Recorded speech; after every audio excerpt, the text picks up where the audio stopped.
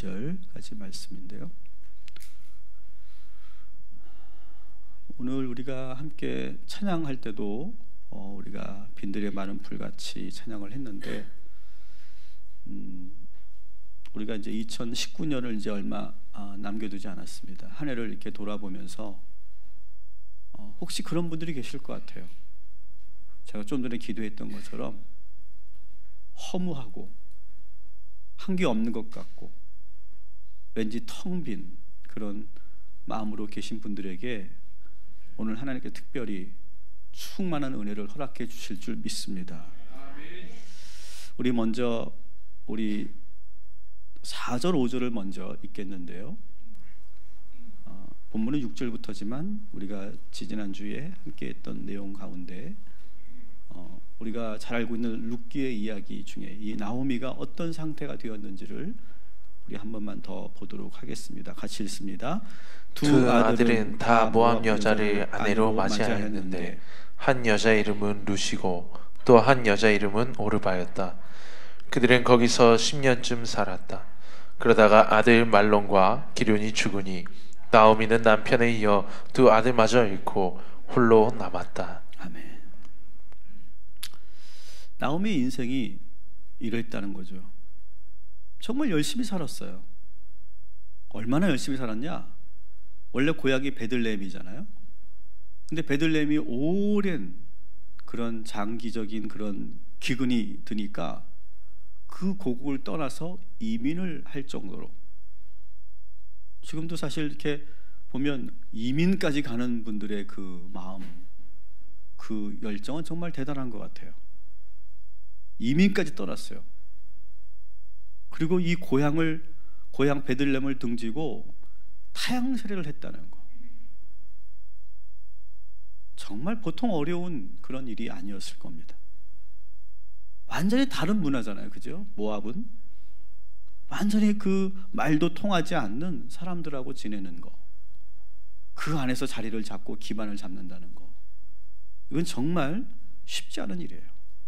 어쨌든 열심히 살았어요. 10년 동안 정말 최선을 다해서 어떻게든 살아보려고 열심히 살았어요. 근데 오늘 방금 여러분이 보신 것처럼 이 나오미의 그 10년 이후의 결과는 어떻습니까? 남은 게 하나도 없어요. 남편도 죽고 두 아들도 잃었어요. 남은 거라고는 자기 자신과 두 며느리밖에 없어요. 과부 셋만 남았어요.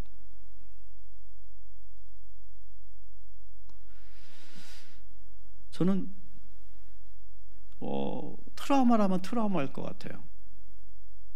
저에게는 그런 트라우마라면 트라우마와 같은 것이 하나 있는데, 저는 저희 부모님의 인생을 보면서 그런 하나의 생채기가 하나 있습니다. 우리 두 부모님은 정말 열심히 사셨어요. 아무것도 없는 곳에서 정말 가난한, 옛날에는 그런 표현이죠. 찢어지게 가난했다. 그죠? 뭐가 찢어지는지 구체적으로 설명 안 해도 아실 거고요. 정말 찢어지게 가난한 그런 집에서 태어나서 두 분이 만나서 이제 결혼을 하고 이제 가정을 일구고 살아가는데, 제가 어린 시절이었지만 정말 우리 두 부모님은 정말 열심히 사셨어요. 지금도 마찬가지시고요. 얼마나 많은 고생을 했는지 몰라요. 특히 우리 아버님은 아버님대로 고생하셨겠지만 우리 어머니는 그 아버님이 하시는 공장에서, 공장 그때 그 인부들이 한 30명 정도 되는데 매일 삼시세끼를 밥을 해줬어요. 몇 년 동안을. 그렇게 고생하셔서 살았는데, 또 저희 아버님은 중학교밖에 안 나오시고 그냥 곧바로 장남이어서 서울로 상경해서 여러분 아시죠? 목수 시다가 뭔지 아시죠? 목수 보조로 시작해서 목수가 되어서 작은 목공소 하나 가지고 시작해서 30명 목수를 둔 그런 가구 공장을 이렇게 세웠는데 뭐 한 10년 정도 걸렸던 것 같아요. 근데 결과는 어땠을까요? 다 무너졌어요. 저 그걸 다 봤잖아요. 그렇게 고생하는 거, 그리고 그렇게 땀 흘리고 수고하고 10년을 그렇게 열심히 했는데 그냥 와르르 무너지더라고요. 어린 마음에 이게 얼마나 큰 트라우마였을까요? 그러면서 제 마음속에 어떤 생각이 들었을까요? 열심히 산다고 다 잘 되는 게 아니구나. 저는 그런 생각을 가질 수밖에 없었어요. 저는. 여러분, 10년을 열심히 정말 살았는데 남은 게 하나도 없이 다 잃고 텅 빈 인생이 된다는 거, 여러분 그 절망감 아세요? 알아요, 몰라요? 아시는 분 계시지만 또 안 계신, 모르시는 분도 계실 거예요. 저는 그걸 알아요. 야, 그렇게 열심히 산다고 다 되는 게 아니더라고요. 아마 이 자리에 계신 분들 가운데 아마 이 나오미처럼 그런 상황에 놓여 계신 분들도 계실 거예요. 그리고 저처럼 간접적이지만 그 모든 것을 목격한 분들도 계실 거예요. 저는 오늘 이러한 상황에 놓여 있는 분들에게 오늘 하나님께서 특별히 말씀하여 주실 줄 믿습니다. 그리고 이미 이 나오미와 같은 그 시련을 이기고 다시금 새롭게 주신 은혜로 다시 회복하신 분들도 여기 계세요. 그런 분들에게는 지난날 그 정말 어려웠고 정말 빛 하나 없는, 길조차 보이지 않는 그런 절망 속에서 어떻게 하나님께서 나를 이끌고 가셨는가, 헤세디 하나님이 나를 어떻게 자비로운 길로 인도하셨는가, 이것을 다시 한번 떠올려 보시기 바랍니다. 그 안에서 역사하셨던 하나님, 여러분 그 하나님을 다시 만나기를 소망합니다.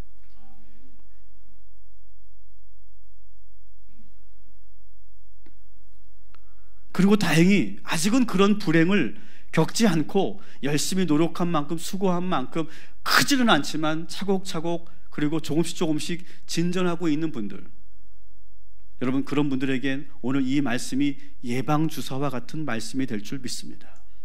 여러분 우리 인생이요, 그냥 그렇게 열심히만 산다고 그냥 내가 계획한 대로 착착착 되어지지 않더라고요. 제가 경험해 보니까요.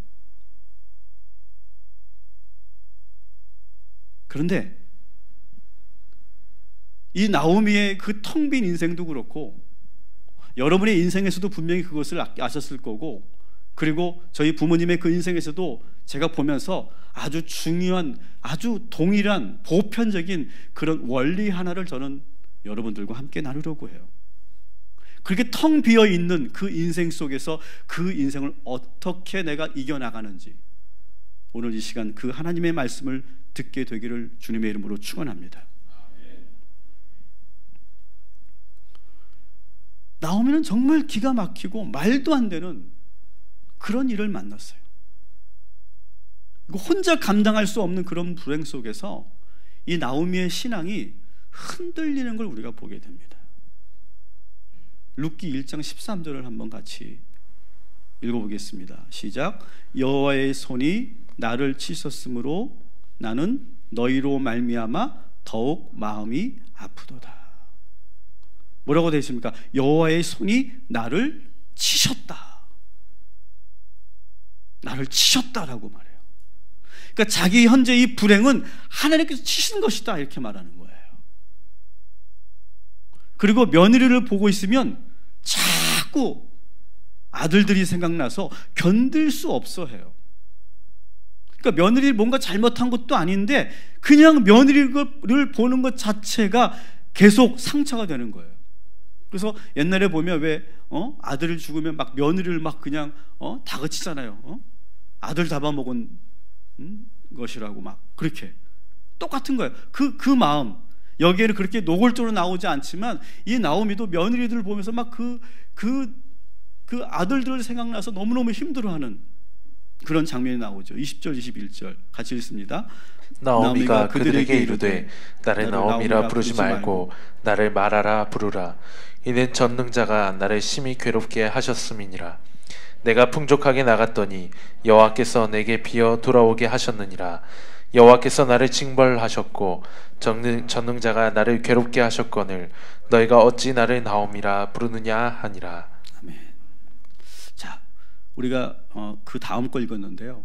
일단 이 며느리를 보면서 막 그냥 힘들어하는, 내가 너희들을 보는 것이 너무너무 괴로워서 너희들이 떠나줘야 되겠다 그렇게 말할 정도로 힘들어하는 그런 나오미의 모습도 봤고요. 지금 이 나오미가 또 뭐라고 합니까? 나를 이제 뭐라고 부르지 말라고, 나오미라고 부르지 말고 마라라고 불러라. 나를 마라라고 불러라. 참 재미있습니다. 이 나오미라고 하는 뜻이 무슨 뜻이냐면 환희, 기쁨이란 뜻이에요. 근데 마라라고 하는 뜻은 뭐냐면 씁쓸함이라는 뜻이에요. 나를 이제 더 이상 나오미라고 부르지 말고 나를 마라라고 불러라. 그러면서 뭐라고 말합니까? 하나님이 나를 징벌하셨고 나를 괴롭게 하셨다 이렇게 말해요. 나오미는 지금 하나님이 나를 불행하게 만드셨다 이렇게 말해요. 직접 그렇게 하지는 않았어도 어쨌든 하나님이 내가 이렇게 불행해지는데 방관하셨다. 이렇게 되지 않도록, 우리 아들이 그렇게 죽지 않도록 막아줄 수도 있었을 텐데, 우리 남편이 그렇게 죽지 않도록 붙잡아줄 수도 있었을 거, 아니 사전에 미리 얘기라도 해줬으면 이렇게 불행을 당하지 않을 텐데 방관하셨다. 나오미는 스스로 자기를 여자 욥이라고 보고 있는 거예요. 지금 여자 욥이라고 막 그렇게 하나님을 원망하고 지금 의심하고 있어요. 여러분, 이 나오미의 이 모습이 여러분들이 보기에는 어떻게 보이십니까? 나오미에게 다가가서 하나님을 그렇게 함부로 말하면 안 된다고 이렇게 타르고 싶은 그런 마음이 드십니까? 실제로 욥의 친구들은 욥에게 가서 너 그렇게 함부로 말하지 마 이렇게 막 타이르고 책망하기도 했죠. 근데 다행히 이 여자 욥 나오미에게는 그런 질책하는 사람은 없었어요. 근데 여러분, 이 나오미의 이 모습을 여러분 어떻게 보십니까? 여러분, 우리가 정말 불행을 당하면요, 이런 마음 안 가지려고 해도요 가질 수밖에 없어요. 그 느낌을 여러분 아실 거예요.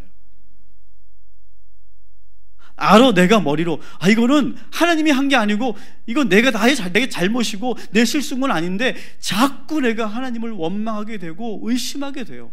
아니 그때 나를, 심지어는 내가 그렇게 잘못된 판단을 하지 않도록 나를 붙잡아 주셨어야죠.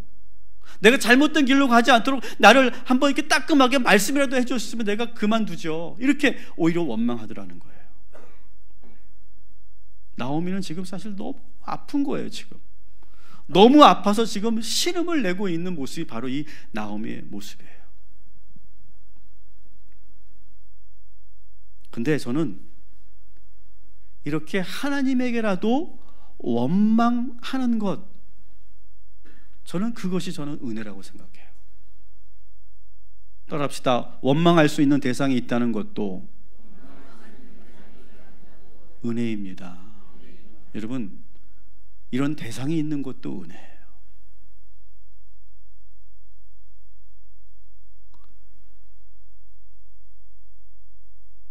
물론 우리가 원망으로 끝나면 안 되지만 계속 원망하고 있으면 일어나기가 어렵겠지만 우리가 어느 순간에는 이렇게 막 원망할 대상이 있어서 막 그 대상에게 막 퍼부을 수 있는 그것도 은혜인 거예요. 우리가 부모님이 있을 때 막 엄마 때문이라고 그러고, 엄마가 해준 게 뭐가 있냐고 그러고, 아빠가 해준 게 뭐가 있냐고 그러고, 다 아빠 때문이라고 그러고, 엄마 아빠 때문이라고 막 그렇게 말하잖아요. 원망하잖아요. 근데 지금 그 원망할 대상이 없는 분들 계시죠? 여러분, 원망할 수 있는 대상이 있는 것 자체가 은혜더라고요. 그런데 여러분, 마음이 건강한 사람들은요, 이렇게 원망하면서도 자기의 문제를 잘 알고 있고, 이렇게 원망하는 것이 적절치 않다는 것을 다 알고 있으면서도 너무 아프니까, 너무너무 괴로우니까 그렇게 원망하게 돼요. 근데 이런 시간들이 지나고 나면요, 다시 차분하게 자신의 문제를 풀어갈 수 있는 힘이 생겨요. 오늘 이 말씀에서 나오미가 이렇게 계속 푸념하고 원망하고 마치 믿음이 없는 그런 사람처럼 그렇게 행동하고 있지만도요, 여러분, 이때 하나님께서는 아무 말씀도 안 하시거든요. 그런데 이 나오미가 이렇게 실컷 원망하고 나서 어떻게 합니까? 다시 차근차근히 문제를 해결해 나가더라는 거예요. 여러분, 그래서 우리 하나님은요, 나오미가 이렇게 원망해도 가만히 기다리고 계세요. 어디서 감히 하나님에게 이렇게 원망하냐고 징계하지 않으세요. 여러분, 이 말씀은 하나님을 원망해도 된다, 그런 말씀이 절대 아닌 걸 여러분 아실 거예요.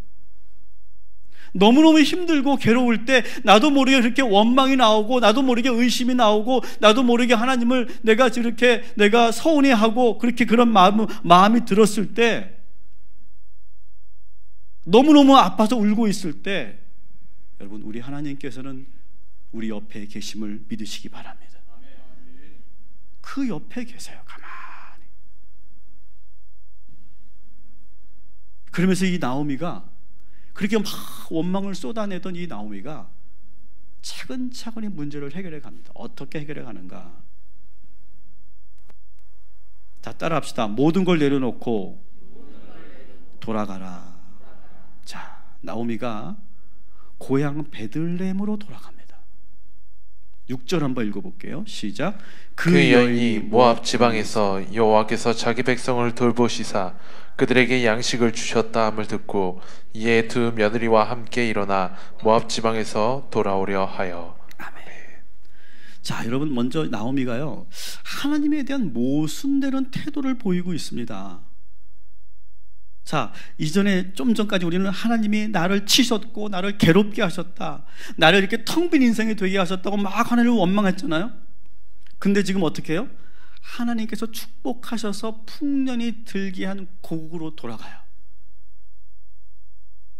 그럼 이게 모순이죠. 지금 정말 그가 하나님을 원망하였다면, 정말 하나님을 떠난 것이라면 이렇게 돌아가면 안 되는 거예요. 그냥 이 모압 땅에서 그냥 이를 갈면서 원망하다가 그냥 스스로 목숨을 끊는 게 맞는 거예요. 근데 여러분, 이 나오미는요, 다시 그 하나님의 은혜로 들어가더라는 거예요. 여러분, 이것이 지혜고 이것이 우리가 살 길인 줄 믿으시기 바랍니다. 여러분, 우리가 하나님을 원망할 수 있어요. 하나님, 어찌면 나도 이럴 수 있냐고 우리가 따질 수 있어요. 그렇지만 다시 하나님의 은혜로 들어가면 우리가 살게 될 줄 믿습니다. 이거는 모순이 아니에요. 여러분, 모순이 아니에요. 이것이야말로 우리가 살 길인 줄 믿습니다.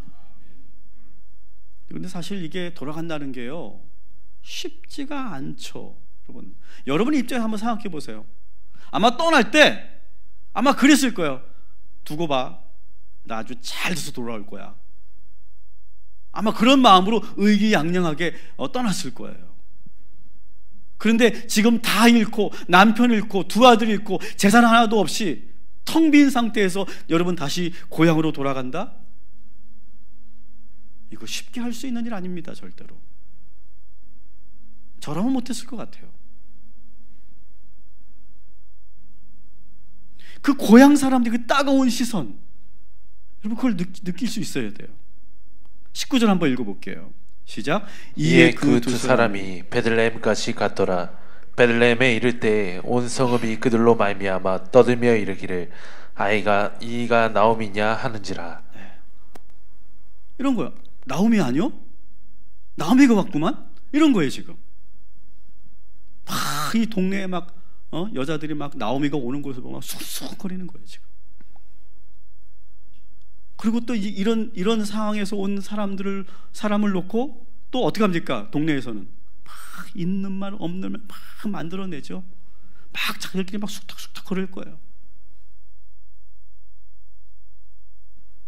저 나오미가 지 남편하고 두 아들을 잡아먹었다며?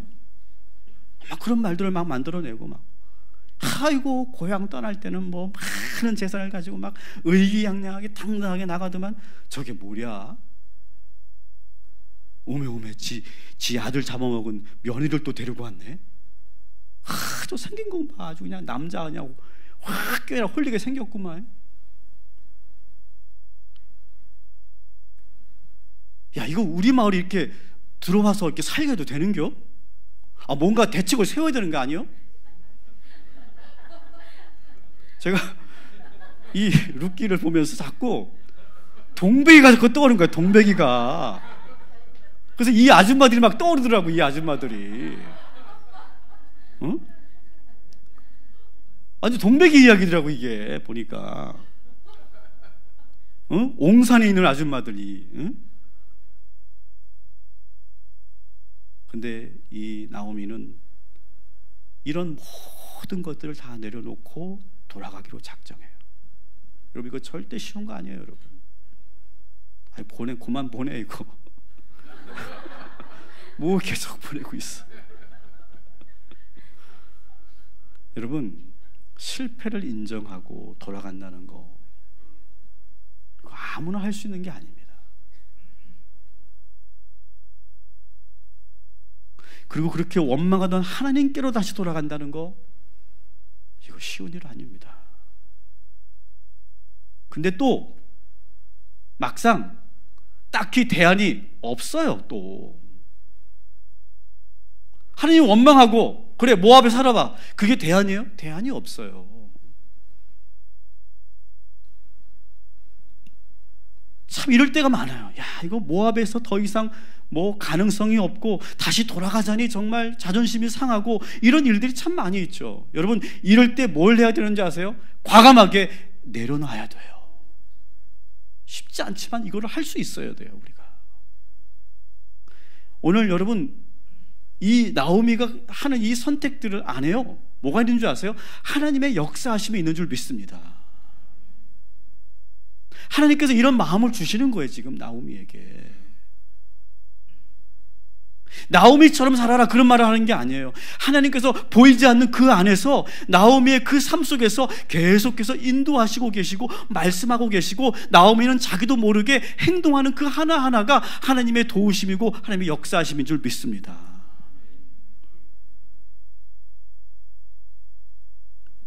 여러분 우리가 인생을 살면서요 나오미와 같은 결단이 필요할 때가 많아요. 여러분 이럴 때 따라합시다. 다시 원점으로 돌아갑니다. 여러분 그게 답인 줄 믿습니다. 다시 원점으로 돌아가고요 다시 본질로 돌아가는 거예요. 그리고 현재의 실패를 빨리 인정하고 다시 처음부터 시작하는 거예요. 사람들이 뭐라고 하든 나를 어떻게 보든 돌아가면 살게 될 줄 믿습니다. 이게 정말 지혜예요. 여러분 하나님과 관계도 마찬가지예요. 여러분 하나님 앞에서 버틴겨 봤자 소용없어요. 다시 하나님의 은혜로 들어가는 길밖에 없는 줄 믿습니다. 여러분 사람과의 관계도 마찬가지예요. 여러분 자존심 다 내려놓고 그 사람을 만나야 하고 다시 회복돼야 되고 다시 돌아가야 될 줄 믿습니다. 그거 안 하고 다른 방법, 다른 길, 아니면 그것도 안 하고 이것도 안 하면서 고집 피우면 여러분 절대 여러분 그 절망의 늪에서 나올 수가 없어요. 여러분 오늘 주님께서 우리에게 하시는 이 말씀을 들으시기 바랍니다. 따라합시다. 다시 돌아오라. 다시 돌아가라. 여러분 이것이 여러분의 인생을, 여러분의 현재의 문제를 해결하는 열쇠가 될 줄 믿습니다. 고집 부리지 마세요. 자존심 내세우지 마세요. 알량한 그 논리 앞세우지 마세요. 다 내려놓고 주님께 돌아오면 그때부터 하나님께서 역사하여 주실 줄 믿습니다. 우리는 그 역사하심을 우리가 보게 될 거예요. 계속해서 우리는 나오미와 롯이 돌아왔을 때 하나님께서 보이지 않는 이 롯의 특징이 뭔지 아세요? 룻기의 특징이 뭔지 아세요? 룻기의 특징이 하나님의 역사하심이 없어요. 하나님이 어떻게 하셨다 그 대목이 맨 끝에 한 번 나오는데 그 이외에는요 하나님께서 어떻게 역사하셨다 그런 말이 없어요. 보이지 않게 이 나오미와 룻을 인도하시는 하나님의 손길을 우리가 보게 돼요. 마찬가지예요. 여러분이 하는 모든 행동 위에 하나님의 인도하심이 있을 줄 믿습니다. 그 가운데 첫 번째가 뭐 하라고요? 돌아가는 거예요. 돌아가는 거예요. 다 내려놓고 돌아가면 살 길이 있는 줄 믿습니다. 저는 그것을 우리 부모님에게 배웠어요. 여러분도 아마 이 체험이 있는 분들만 아멘 하시기 바랍니다. 그런 체험 있으시죠? 그것밖에 없어요.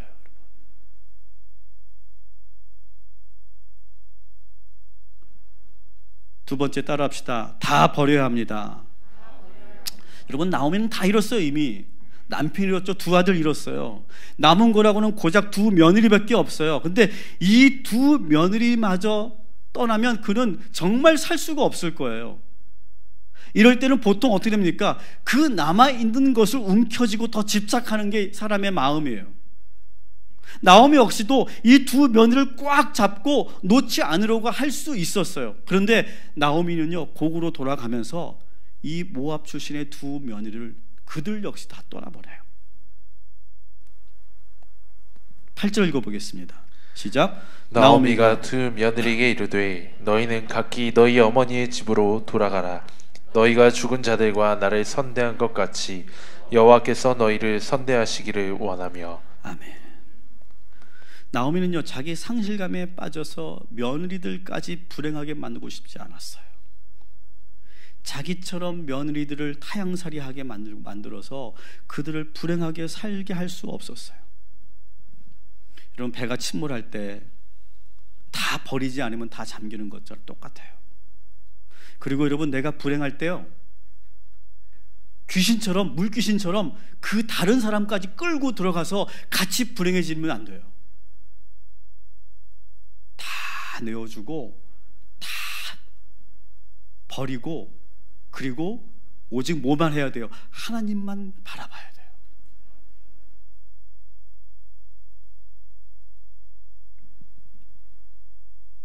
저는 우리 부모님 통해서 배운 게 있어요. 사업체를 다 정리해서 다 채권자에 다 갚아줬어요. 그리고 미처 갚지 못한 부분은 무려 10년이 걸려서 다 갚아주셨어요. 그래서 온갖 수모를 겪었는데 끝까지 성실하게 그 채무를 다 갚아갔어요. 나 때문에 누군가를 힘들게 하지 않고 남아있는 사람들이라도 살 수 있도록 배려하는 일, 저는 그것을 어릴 적에 똑똑히 제가 보았어요. 나오미는 지금 그렇게 문제를 해결해 가고 있는 거예요. 여러분, 지금 이 상황에서 내려놓으면 내려놓을수록 하나님께서 역사하실 줄 믿습니다. 이렇게 다 버릴 때 하나님은 우리가 전혀 상상할 수도 없는 그런 방법으로 인도하시고 채워주시고 그리고 길을 인도하여 주실 줄 믿습니다. 방법은 없어요. 지금 내가 어떻게 할 방법은 없어요. 하지만 나로 인해서 같이 고통당하지 않도록 다 내어놓고, 그리고 다 버리고, 그리고 주님만 바라보는 거예요. 그러면요, 정말 살아계신 하나님이 역사하는 걸 여러분 보게 될 줄 믿습니다.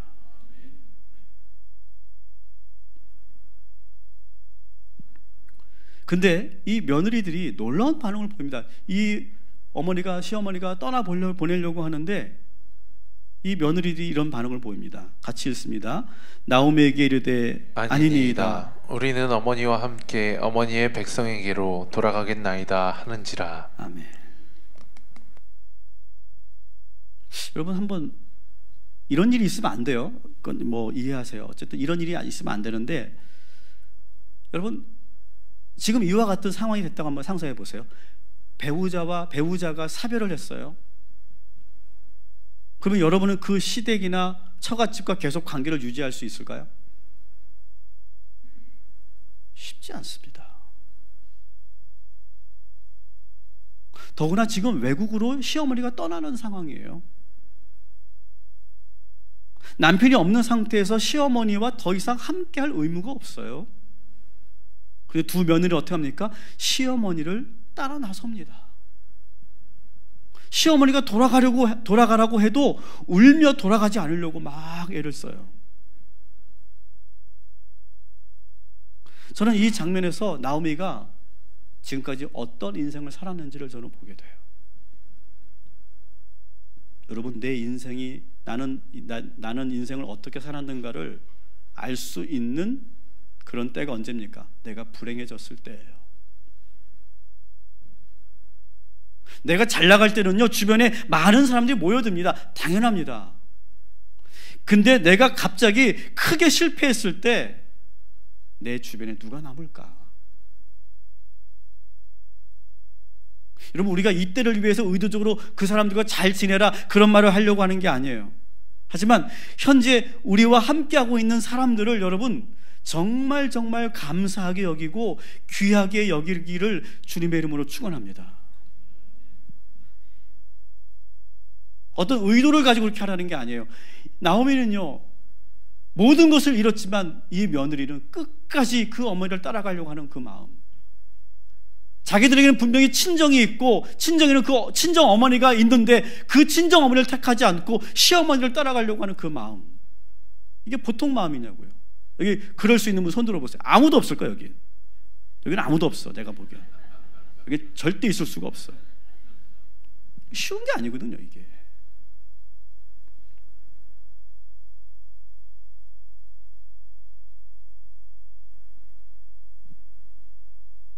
저는 제가 이거 자랑하는 건 절대 아니고 그냥 이해해 주시고 그냥 오늘 이 맥락에서 말씀드리는 건데요.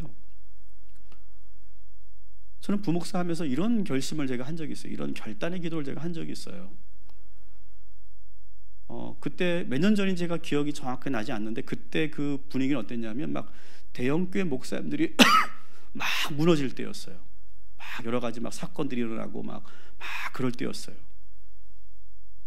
근데 문득 저에게 하나님께서 이런 마음을 주셨어요. 하나님, 그래서 제가 이렇게 기도했어요. 하나님, 저는 우리 목사님에게 어떤 일이 생기든지 끝까지 믿어주는 동역자가 되게 하여 주옵소서.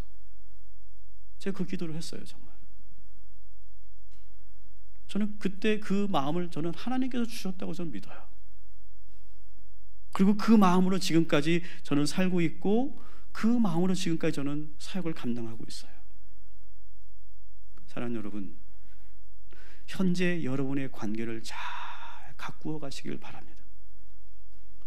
하나님이 주신 만남을 귀하게 여기시고 쉽게 끊어내지 마시고 우리가 갑작스러운 시련을 만났을 때 이 나오미가 며느리를 통해 큰 위로를 얻듯이 여러분의 그 사랑하는 사람들이 여러분이 다시 일어설 수 있도록 돕는 하나님의 사람들이 될 줄 믿습니다.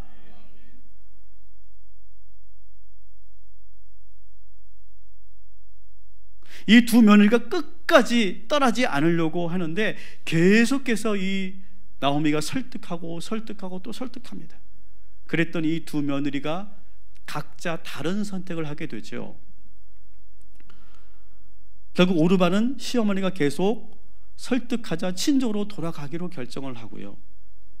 그리고 롯은 어떻게 합니까? 14절 같이 읽어볼게요. 그들이 소리를 높여 다시 울더니 오르바는 그의 시어머니에게 입맞추되 롯은 그를 붙잡았더라. 아멘. 아멘. 자, 본문에서 오르바의 선택에 대해서 부정적으로 말하지 않습니다. 그녀는 최선을 다했어요. 울면서 떠나지 않으려고 한 것도 진심이었어요. 하지만 시어머니의 강권에 더 이상 거부하지 않고 친정으로 돌아갑니다. 누구도 이 오르바의 이 첫째 며느리의 선택을 판단할 수 없어요. 아직 젊은 나이이기 때문에 새로운 인생을 선택하는 거 이걸 함부로 누가 판단할 수 없죠. 어쩌면 오르바는요, 합리적인 선택을 잘한 것일 줄 몰라요. 여기에 대해서 본문은 절대로 판단하지 않아요. 근데 반면에 롯은요, 나오미에게 아주 유명한 말을 남기게 되죠. 우리 16절 17절 이 롯의 고백을 한번 같이 읽어보겠습니다. 롯이 이르되 내게 어머니를 떠나며 어머니를 따르지 말고 돌아가라 강권하지 마옵소서. 어머니께서 가시는 곳에 나도 가고 어머니께서 머무시는 곳에서 나도 머물겠나이다. 어머니의 백성이 나의 백성이 되고 어머니의 하나님이 나의 하나님이 되시리니 어머니께서 죽으시는 곳에서 나도 죽어 거기 묻힐 것이라. 만일 내가 죽는 일 외에 어머니를 떠나면 여호와께서 내게 벌을 내리시고 더 내리시기를 원하나이다 하는지라. 아멘. 아주 유명한 말들이죠. 어머니가 가시는 곳에 나도 가고 어머니께서 머무시는 곳에 나도 머물겠나이다. 시어머니들이 제일 좋아하는 구절이죠. 근데 우리 시어머님들은 이런 며느리 없는 줄 믿으시기 바랍니다. 또 유명한 말, 어머니의 백성이 나의 백성이 되고 어머니의 하나님이 나의 하나님이 되십니다. 여러분, 우리가 여기서 눈여겨볼 만한 것은요, 롯이요, 시어머니가 믿는 하나님을 무슨 하나님이라고 그래요? 나의 하나님이라고 고백한다는 거예요. 여러분, 요르바와 롯은요, 어머니를 사랑하는 것은 똑같아요. 끝까지 함께 하려고 하는 것까지도 똑같아요. 그런데 결정적인 차이가 있어요. 롯은요, 이 집에 시집을 와서 오래전부터 믿고 있었던 모압의 신 몰렉을 버리고 하나님을 받아들인 거예요. 지금 롯은요, 인간적인 도리 때문에 돌아가지 않겠다고 말하는 것이 아니라 이미 자기 마음 안에는요, 이미 모압의 신 몰렉이 사라지고 하나님이 그 마음을 차지하고 있었던 거예요. 그래서 그는 더 이상 떠나갈 수가 없었던 거예요. 친정으로 돌아간다는 것은 다시 몰렉의 신을 숭배하는 것인데 그렇게 돌아갈 수 없었다는 거예요. 여러분, 첫째 며느리 오르바는 합리적인 선택을 했지만 이 둘째 며느리 롯은요, 신앙적인 선택을 한 거예요. 성경은요, 누구의 선택이 옳았다 그렇게 비교하지 않습니다.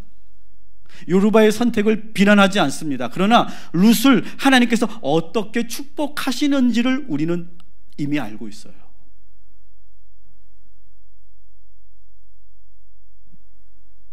저는 지금도 어느 권사님의 고백을 잊을 수가 없어요. 우리 교회 권사님이신데 자신이 계획한 것이 하나도 이루어지지 않아서 너무너무 힘들어하고 계셨어요. 그래서 저하고 몇 차례 상담하고 같이 기도하고 그런 시간들을 계속 보냈어요. 때로는요, 나오미처럼 하나님께 왜 나에게 이런 시련을 주십니까? 이렇게 원망할 때도 있었어요. 제 앞에서. 저는 인간적으로 사실 많이 걱정했어요. 기도도 하지만 걱정을 참 많이 했어요. 이 시련으로 인해서 이분이 하나님과 멀어지는 것은 아닐까, 막 그런 마음이 들더라고요. 인간적인 그런 염려가 들더라고요. 그런데 그 권사님이 이렇게 말씀하셨어요. 목사님, 제가 지금 하나님을 원망하고 불신앙으로 돌아선다고 해서 좋아질 거는 아무것도 없다는 걸 저는 압니다.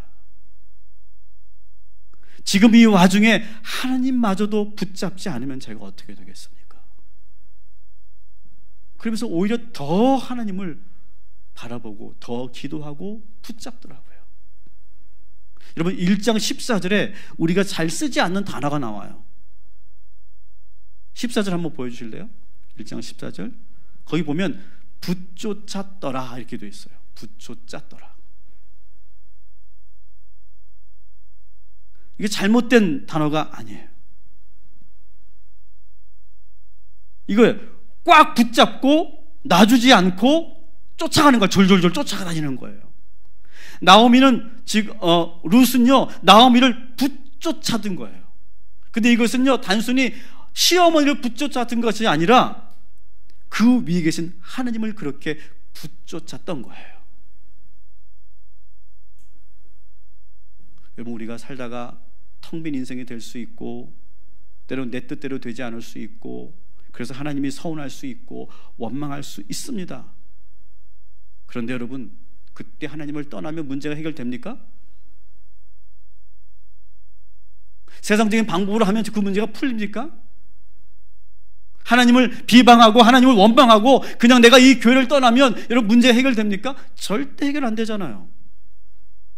여러분, 이럴 때는요 더 강력하게 이 룻처럼 시어머니를 그리고 하나님을 붙쫓아야 될 줄 믿습니다. 이것이 진정한 합리적인 선택이에요. 여러분, 믿음의 선택을 하시기를 주님의 이름으로 축원합니다. 더 강하게, 오늘 이 시간 더 강하게 더 하나님을 붙쫓는 저와 여러분이 되기를 주님의 이름으로 축원합니다.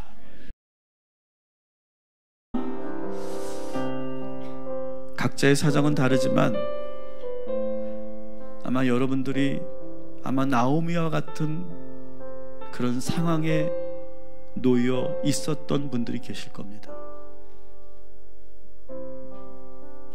아주 오랫동안 섬기던 그런 교회를 뒤로하고 내가 텅 빈 마음으로 내가 지금 마음을 잡지 못하고 어디로 가야 할지 모르는 그런 분들이 계실 것이고, 정말 내가 열심히 수십 년을 내가 일해서 내가 쌓아 올린 나의 재산이 순식간에 다 이런 분들도 계실 겁니다. 내가 계획한 대로 열심히 살았는데 나의 양손에 아무것도 남지 않고 주르륵 물 흐르듯이 다 사라진 분들이 계실 겁니다. 내가 우리 남편을 위해, 우리 아이를 위해 정말 내가 최선을 다했는데, 내가 정말 사랑하는 사람을 위해서 내가 정말 모든 걸 희생하고 아끼지 않고 살아왔는데 훌쩍 그가 떠나가고 아무것도 남지 않은 분들이 계실 겁니다.